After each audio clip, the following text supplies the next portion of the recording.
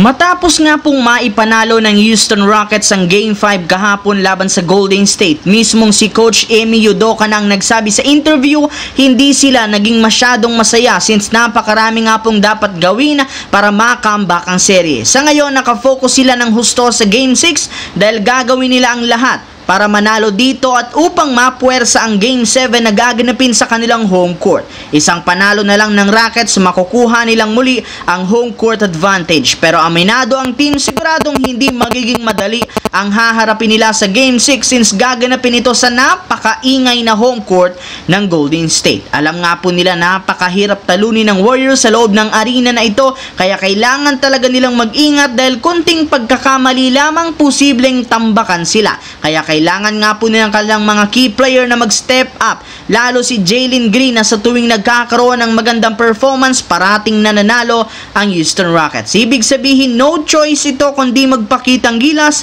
kung gusto nilang ma-extend ang Game 7. Samantala, dahil nga tuluyang pagkakatanggal ng Los Angeles Lakers sa first round, makakapag-isip na nga ang front office kung ano ang gagawing pagbabago sa off-season. Pero bago nila yan asikasuhin, kailangan muna nga po nilang tingnan ang mga player na tuluyan ang mawawala sa team ngayong season. Ayon sa pinakahuling nilabas na balita, meron na nga pong 3 player ng Lakers na tapos na ang kontrata kagaya ni na Alex Len, Markieff Morris at si Jackson Hayes, habang ang dalawa naman merong player option sina LeBron James at Dorian Finney-Smith at isa naman merong team option na si Jordan Goodwin. Maliban sa kanilang 5, lahat ng mga hindi nabanggit merong pang natitirang kontrata. Pero hindi na naman ibig sabihin niya na ligtas na sila sa Lakers dahil ayon sa isang analyst, maliban kina LeBron, Luka at Reeves, lahat ng mga natitirang player posibleng tanggalin o gamitin bilang trade asset sa off-season.